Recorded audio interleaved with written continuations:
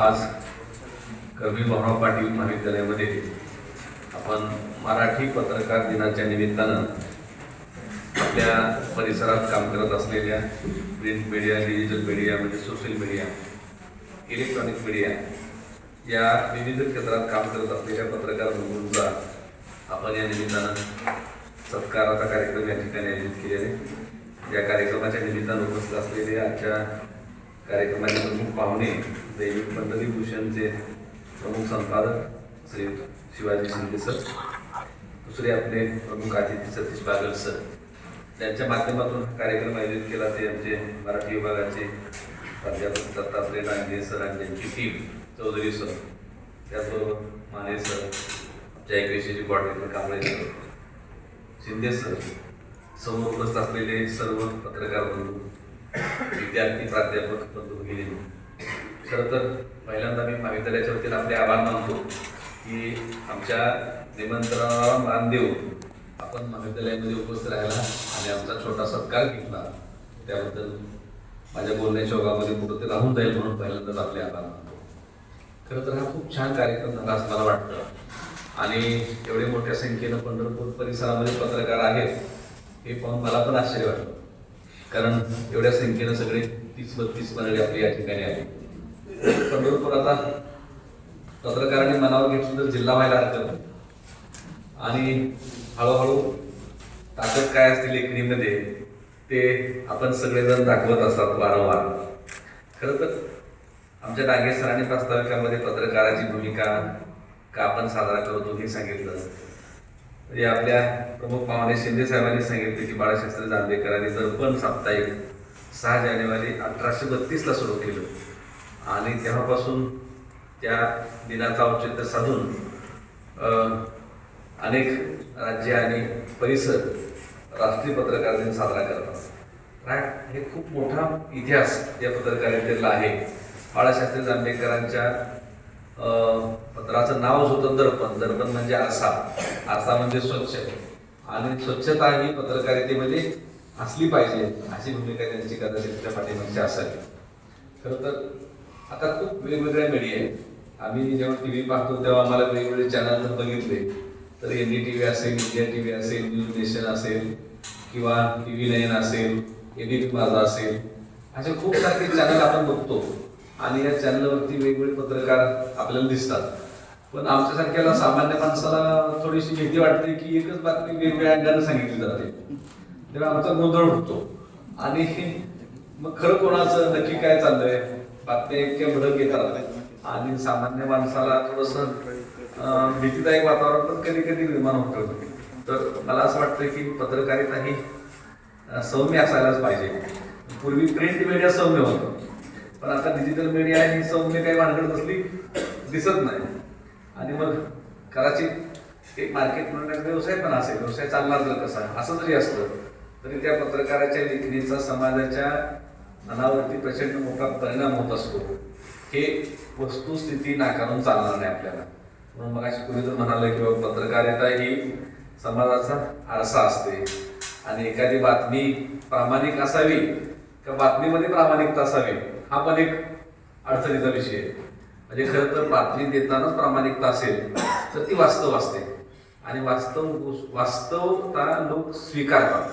वास्तवता कधीही नाकारली जात नाही, पण बातमी वास्तव नसेल तर ते लोक स्वीकारत नाही आणि मग वाचून ती विसरून जातात. पण बातमीचा परिणाम दिसला तर पत्रकारिता खरी. म्हणजे समजा एखाद्या रस्त्याला खड्डा पडलेला आहे आणि आमच्या पत्रकार बंधूंनी त्यांच्या दैनिकामधून, साप्ताहिकामधून, त्यांच्या विवेचनातून तो लक्षात आणून दिला, प्रशासनाने त्याची दखल घेतली आणि दुसऱ्या, तिसऱ्या दिवशी, चौथ्या, 5व्या दिवशी तो खड्डा मोजला तर लोक म्हणतात खूप छान, बघा या बातमीचा हा परिणाम. म्हणजे बातमी आल्यानंतर त्याच्यावरती ऍक्शन होते आणि लोकांना ती बातमी दिसते, म्हणजे बऱ्यापैकी त्याचा परिणाम जाणवतो. तर ही वास्तववादी पत्रकारिता असावी असं मला वाटतं. लोकांच्या अडीअडचणी मांडण्यासाठी लेखणीचा वापर आपण सगळेच पत्रकार बंधू भगिनी करत असतो. पण अनेकाच्या अनेक अडचणी, शेतकऱ्यांच्या अडचणी वेगळ्या आहेत, विद्यार्थ्यांच्या अडचणी वेगळ्या आहेत, समाजकारणांच्या अडचणी वेगळ्या आहेत, राजकारणामधल्या अडचणी वेगळ्या आहेत, अर्थकारणाच्या अडचणी वेगळ्याच आहेत, उद्योजकांच्या अडचणी वेगळ्या आहेत. तर त्या क्षेत्रातले पत्रकार या समाजाच्या अडचणी त्यांच्या परीनं त्यांच्या लेखणीतून, वर्तमानपत्रातून, डिजिटल मीडियामधून, प्रिंट मीडियामधून मांडण्याचा प्रयत्न करत असतात. ही खरी पत्रकाराची मोठी ताकद आहे. आमच्या रागे सरांनी सांगितलं की लोकशाहीचा चौथा स्तंभ म्हणजे पत्रकारिता. जनरली पत्रकाराला सगळे घाबरून असतात. म्हणजे आता अलीकडच्या काळात तर अनेक जण पत्रकार आहेत. नवीन पिढी पत्रकार हो घातलेली आहे. नव्या पिढीकडे खूप टॅलेंट आहे. पण थोडी नवीन पिढी वास्तवापासून दूर जाते की काय असं सिनियर पत्रकारांना वाटतं. आणि त्यामुळं थोडंसं प्रिंट मीडियाकडं लोकांचा ओढा कधी झालेला होता, पण पुन्हा आता तो वाढताना दिसतोय. कारण प्रिंट मीडिया हा वास्तववादी आहे असं जुन्या जाणकार लोकांचं मत आहे.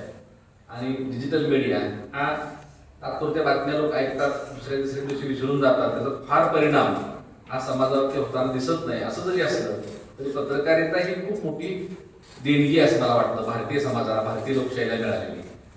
अलीकडं मला शिंदे साहेब असं वाटतं की विधान परिषदेवरती बऱ्याच लोकांना घेतलं, पण माझ्या असं माहितीच नाही की एखादा मोठा पत्रकार विधान परिषदेवर कधी आमदार म्हणून कोणी होतं का आपल्यापैकी?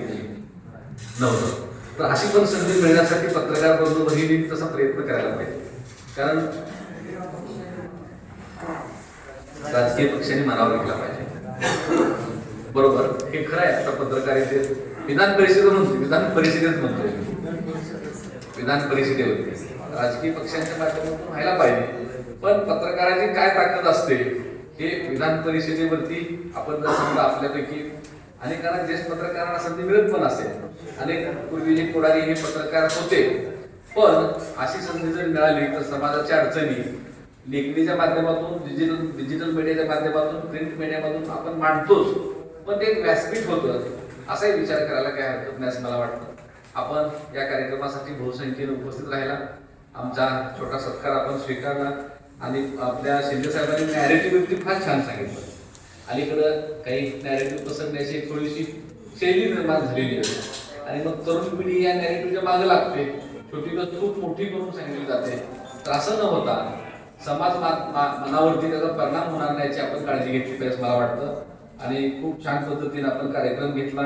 आम्ही सगळेजण लोकमत असेल, सकाळ असेल, पुढारी असेल, महाराष्ट्र टाइम्स असेल, तरुण भारत असेल, लोकसत्ता, टाइम्स, इंडियन एक्सप्रेस या सर्व वर्तमानपत्र आम्ही सगळ्यांनी कधी ना कधी वाचलेली आहे. आता डिजिटल मीडिया असल्यामुळे तर आपण खूप साऱ्या बातम्या ऐकतो, कार्यक्रम पाहतो. त्यामुळे तुमच्या लेखणीचा, तुमच्या विचारांचा, तुमच्या वाणीचा आम्ही सातत्यानं आस्वाद घेत असतो. आज प्रत्यक्षात तुम्हाला आम्हाला भेटायची संधी मिळते की आमच्यासाठी जमेची बाजू आहे. सगळ्यांना पुन्हा एकदा धन्यवाद व्यक्त करतो, तुमचं अभिनंदन करतो आणि थांबतो. धन्यवाद. थँक्यू.